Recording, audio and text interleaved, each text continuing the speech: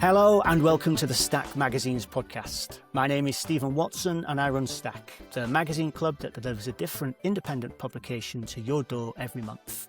For this episode, I'm speaking with Colton Karpman and Dilara Koz, founding editor and art director of New Papers, the brilliantly playful and performative literary magazine that launched a year ago in January 2025. Colton, Dilara, thank you very much for making time to speak. Our Thanks pleasure. for having us. So, okay, I think this is one of the most distinctive literary magazines that I've seen in a long time. But I feel like I'm going to have trouble describing to an audio listener kind of what it is that this magazine does that is special. So do you have a way of describing what this is beyond a magazine of fiction and poetry? Yeah, I mean, it's quite like a comprehensive effort, I would say, which is to say a lot of thought goes into every single aspect of it, and there are many aspects of it. The one way that we described the magazine at the beginning, and it's also a way that we continue to describe the magazine, is in terms of the physical specifications, which took a very long time to devise, and which we could only devise in collaboration with a press in Oxford called Holywell Press. It has, so basically the front fold, it unfolds 3 times. It's what's called the gatefold. And then on one side of it is the masthead. On the other side is the editor's note and the title. And as of the last issue, we've also been featuring art on it from our illustrator, M. Bauer. In addition to, and then enclosed within that gatefolded piece of paper is a number of stories and poems. In addition to that, the entire magazine is read upon release at each launch, and it's read from front to back, or performed, as we like to say. The recital event is quite comprehensive. We enlist the help of a lot of people. We have ordinarily a stage designer. We now have somebody who's responsible for scripting. Dilara is the art director, so she oversees that process. Of course, there are a lot of editors who also work with all the stories and poems, but those are, I'd say, the fundamentals.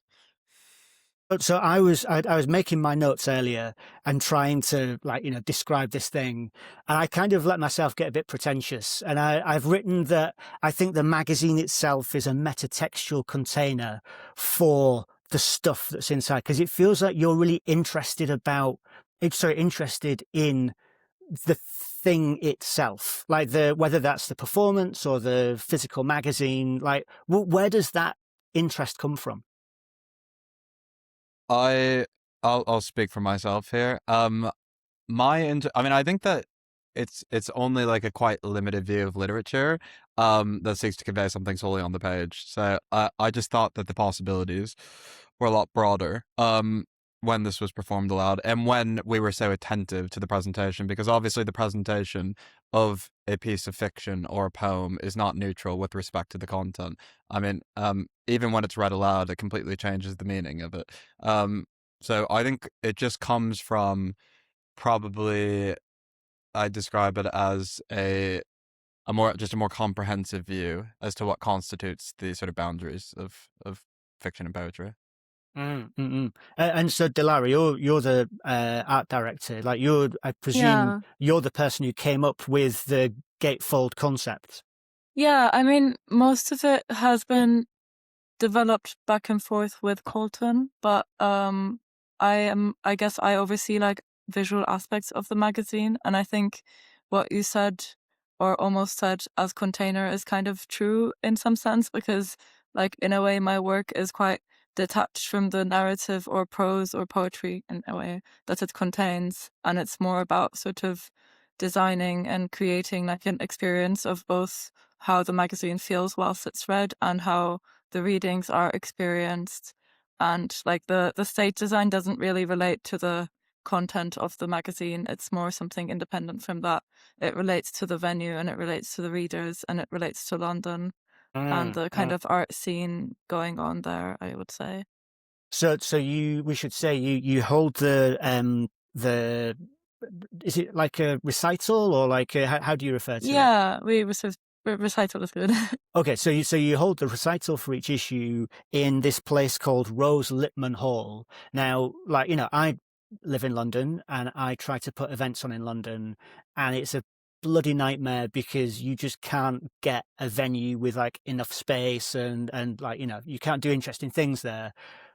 How did you come across Rose Lipman Hall? And was that kind of foundational to you going like, oh, okay, I want to put events on in this place?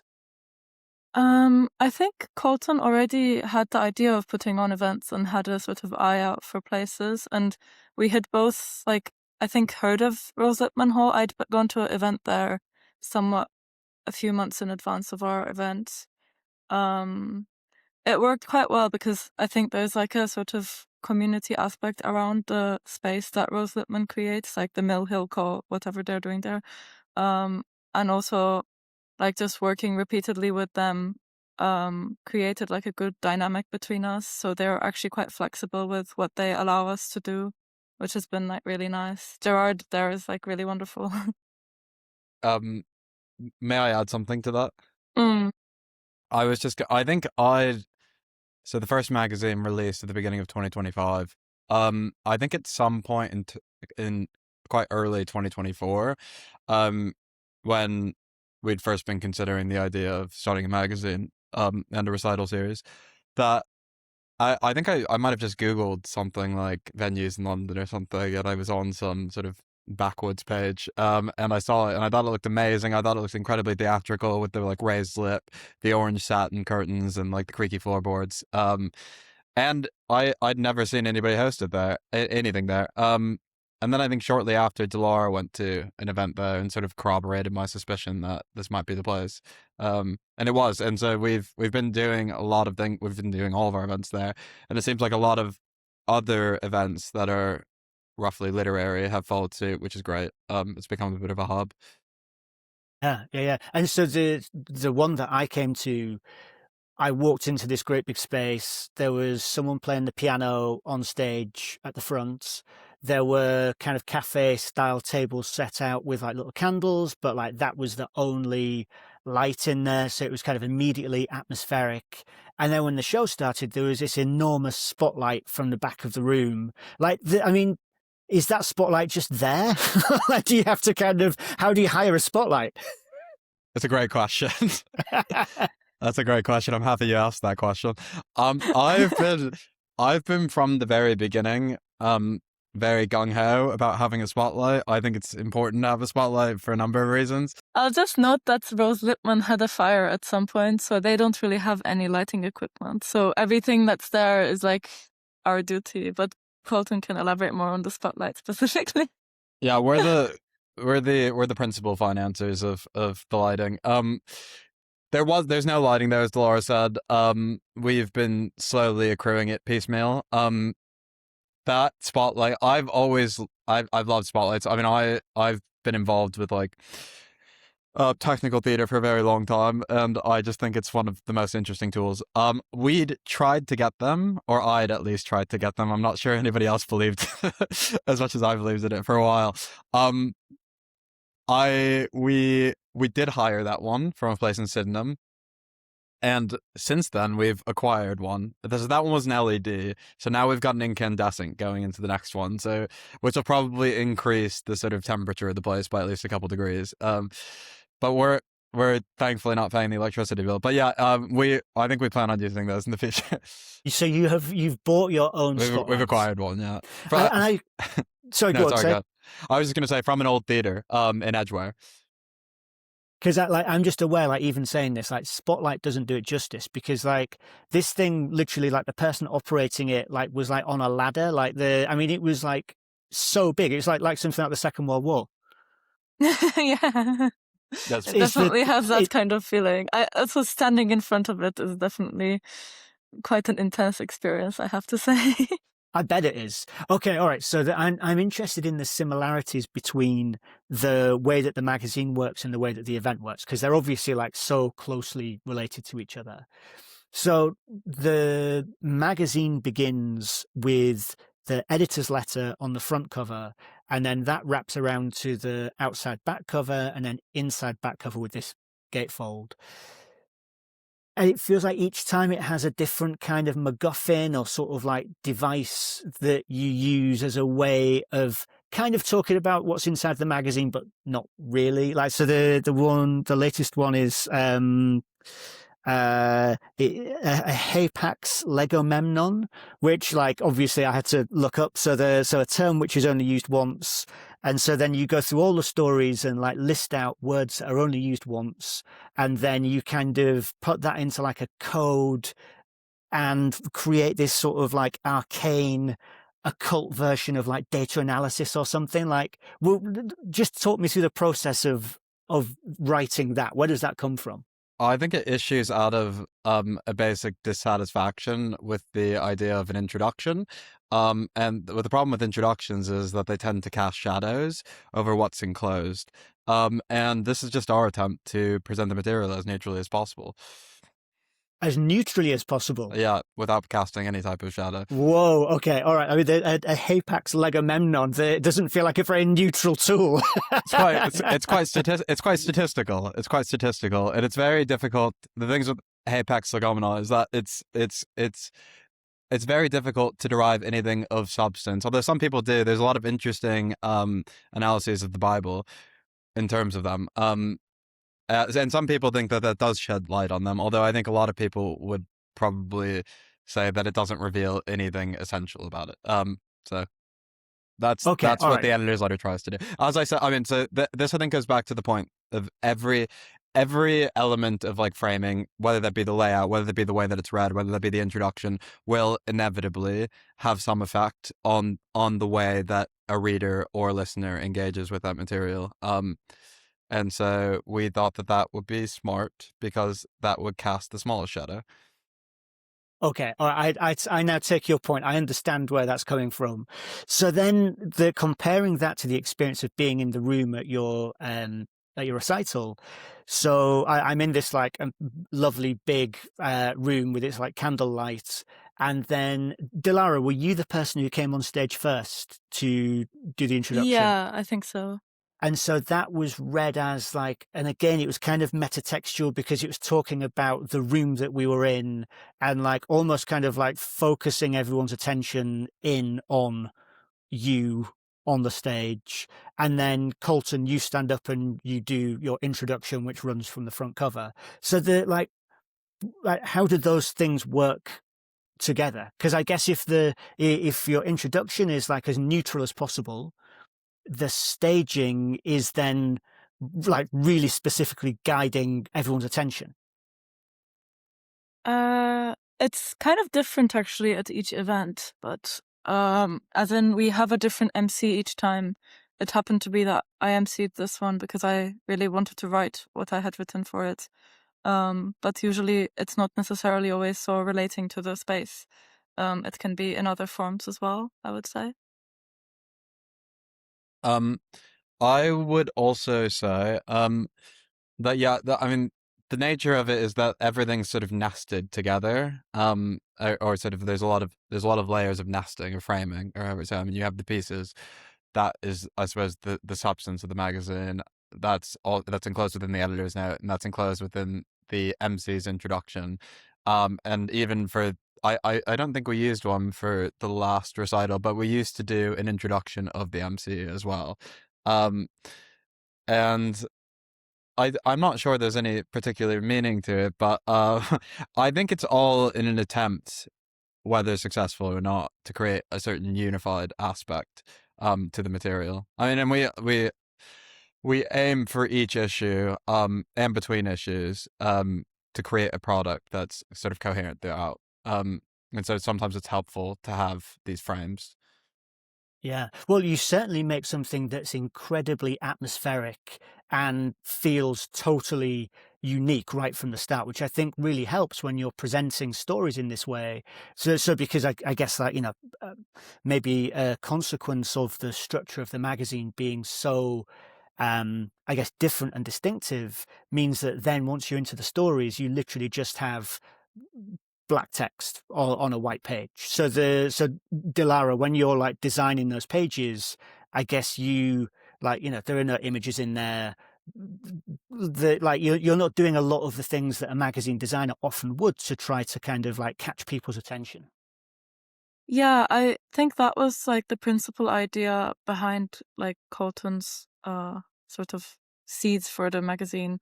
That there wouldn't be, it would be like purely text-based magazine, basically. So I had offered to design a font for it, and that's kind of was the start of the collaboration.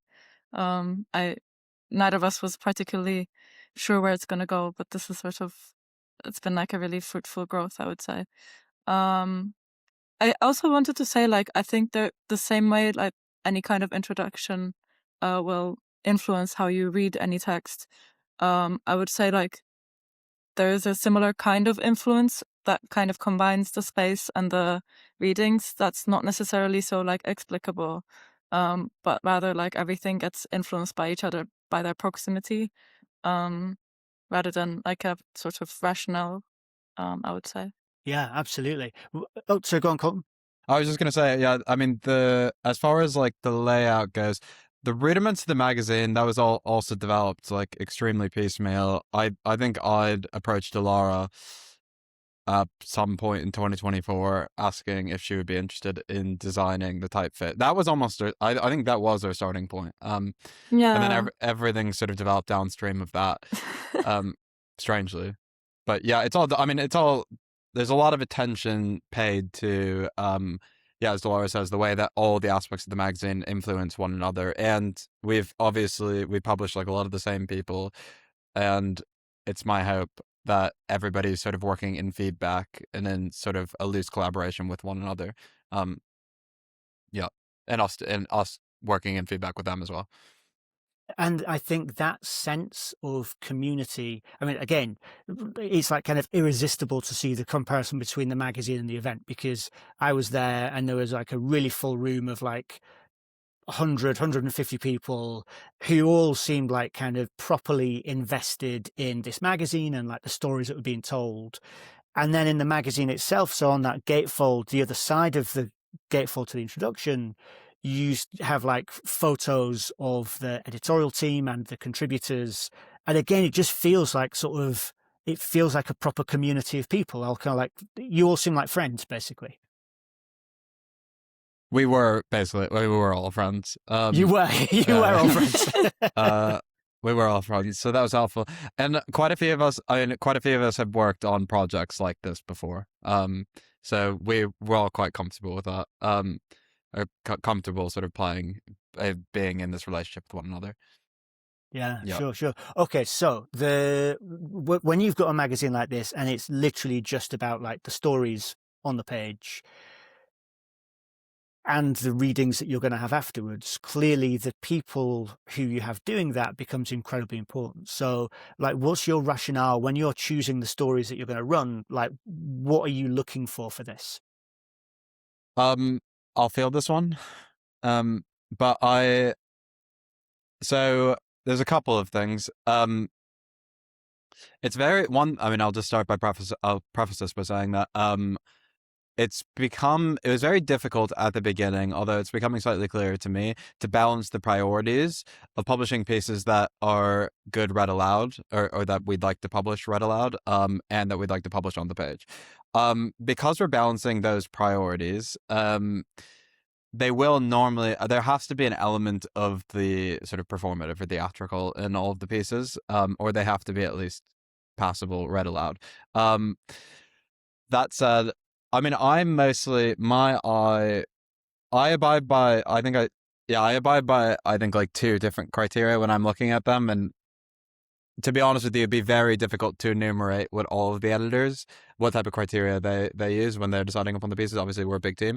The criteria that I use is the first one is just like a criterion of incredulity. Like, I mean, if I read something and I just cannot believe that that's the sort of thing that somebody could write, that's probably the first thing that would make me want to publish that. The other thing is just basically like a munificence, like which is to say, I tend to admire a lot of pieces that aim to do something impersonal, whatever that means. So speak from the voice of somebody else, somebody not their own. And yeah, I mean, those are the two things that I'm looking at mostly. And Dilara, are you an editor involved in that process, or are you separate from that process? No, I'm not involved in the editorial process.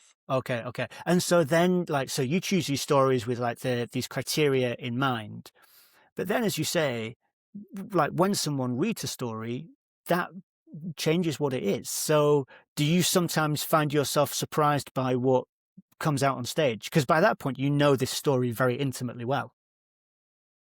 Yeah, definitely. We normally, before we have a recital, we'll have a brief rehearsal, where we can. It doesn't shock us, I don't think, at the point at which they've come on stage, because we've talked at least a little bit about the delivery, and it's going to get. I mean, I mentioned this, but we now that we're spending a bit more time with the interpositions between the speakers, and the choreography of the entire thing, I think that will become even more fine-tuned. So there's not, for us, hopefully, there's not an element of subverted expectations or anything like that. But I mean, I hope that's the case with the reader, or I hope that even when somebody reads the magazine after the launch, they might experience something completely different from what they experienced during the launch.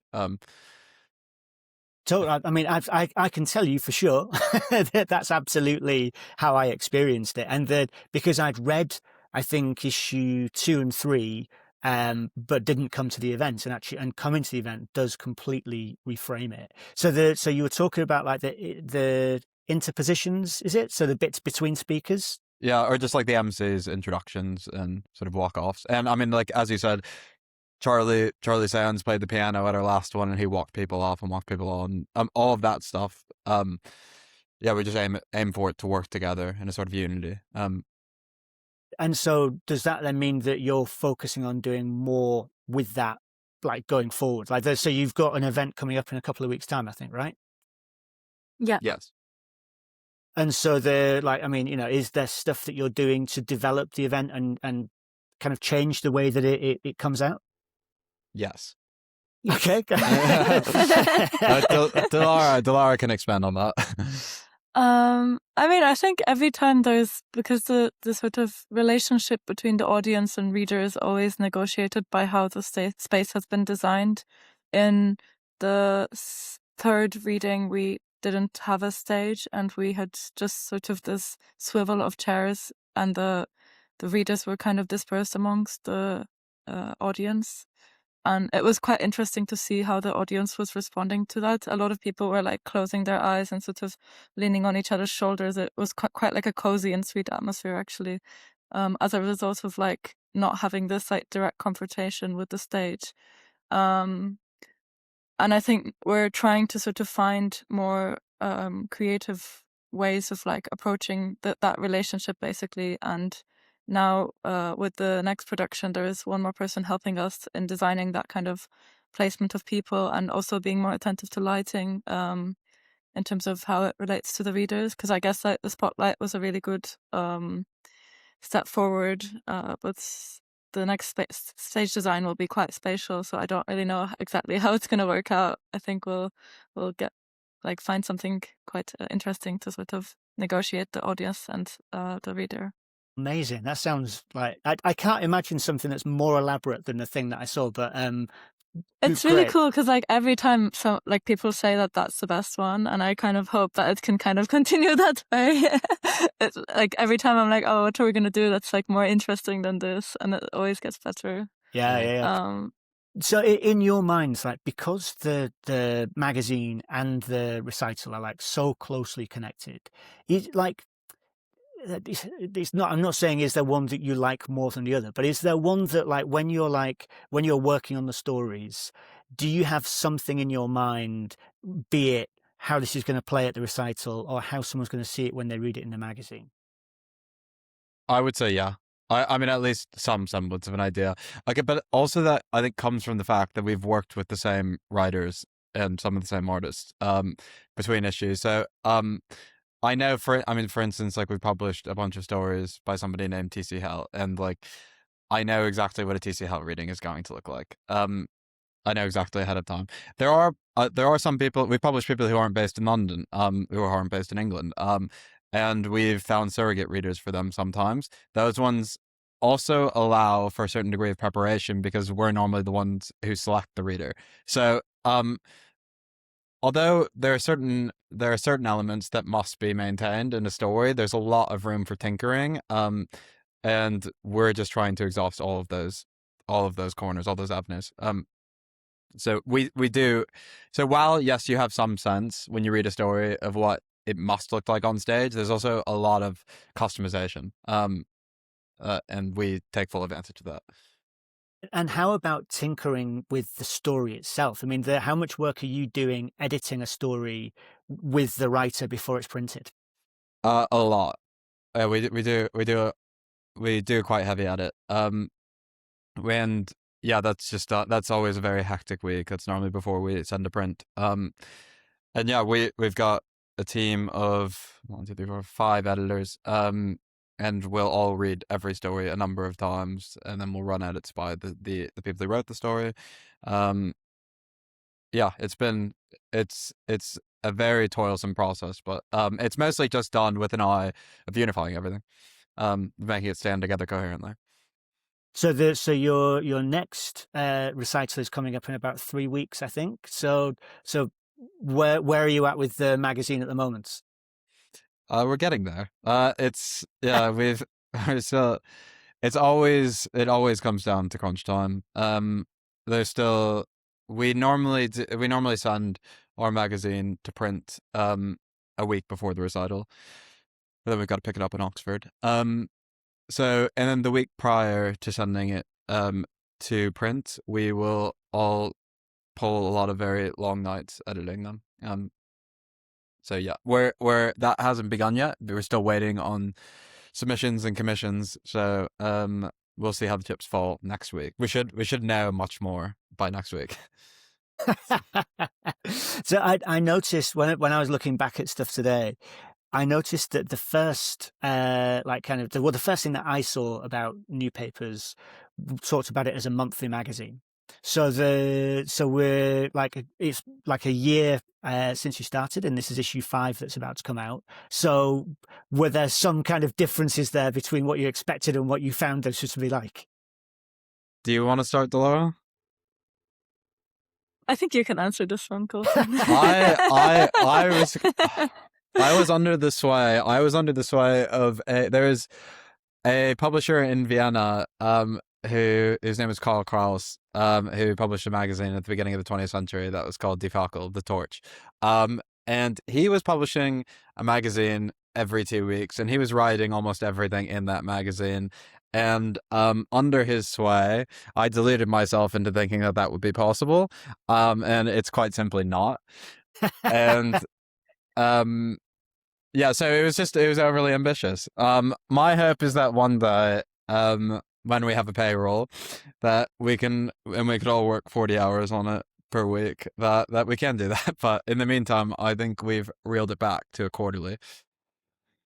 That makes a lot of sense. Yeah. Yeah, I mean, I just started a newsletter, which I thought would be really easy, and I'm finding it's loads of work. So I just think whenever you try to do any new thing, you don't know how much work it's going to take until you start trying to do the work, I think is what I'm learning. Yeah, and the setting up takes a lot of time. I think now we kind of know, at least for the recital, we know how things work. So there's fewer surprises, and I don't know, it's a lot smoother, I would say. Totally. Well, so you're a year in. You've been doing this for a year. As I say, you've got issue 5 about to come out. It sounds like there are really clear if not plans, there are ideas for how the live show changes. Do you have any thoughts about how the print magazine might kind of change and evolve through the year? Would you like to feel that? In the first few issues, we're kind of, I guess, learning from. I guess it's kind of like a feedback process. Every time we have it in print, it naturally feels quite different, and then we sort of tweak it. We also have a color kind of designated for each issue that follows through the sort of social media posts, and our illustrator M. Bauer makes the kind of drawings on the posts, as well as now the stamp that goes on the magazine. So these kind of details do change, and we're looking into sort of always improve the quality of the experience of holding New Papers in your hand. yeah, it's not like a sort of deliberate or intentional sort of like desire to change, but rather just to improve, I would say. Yeah, it's tough to say, although I think we are approaching the final form of the magazine. Because I mean that's also not me like assessing it, but we make fewer changes to the format of the magazine between issues now. I mean, I don't know if you've got your hands on issue 1, but that one wasn't perfect bound. Subsequent issues have been perfect bound. There's also the adhesive that we use for the cover has changed. Other small things like that, but now there's still some room for development and improvement, but I think we're sort of asymptotically approaching where we'd like the form of the magazine to be. I don't know if you would agree, Dilara. Yeah, it was very sweet actually. Hollywell had to kind of come up with a way of printing or binding the magazine to kind of accommodate for the fold of the cover. And they were very happy about it. It's kind of like a challenge for them, I think, because usually How did you end up with them? So they're in Oxford, right? Yeah, we've both previously printed with them, basically, for other projects. Right. So you knew that they'd be open to a creative challenge. Yeah, for sure. It would have been impossible to devise that not in conference with them. And Yeah.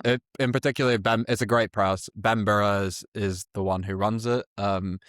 And he, with one of the techs in the workshop downstairs, his name's Alan, we kind of explained what we wanted. And I think we only had a quite rough idea of what we wanted also. Yeah. And they brought it to life. I mean, it was just so much going back and forth. Here's what works, here's what doesn't, here's a manual process, here's an automatic process.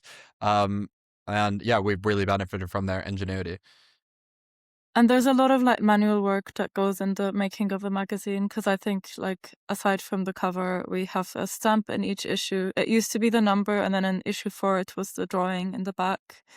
And then the celloing we do ourselves, and we used to also have a barcode sticker that is currently not happening any longer. Okay, there's a solution for the barcode. These are the things that matter. Like they matter. Okay, well, look. I mean, as you could probably tell, like I've loved getting into this magazine and like following it so far. So thank you again for talking, and I'm really looking forward to seeing that 5th issue. Yeah, we hope to see you at the launch. Our Absolutely. pleasure. Thank you for having us. It's an honor. Yeah, thank you so much for having us. Perfect. Cheers. Bye bye now.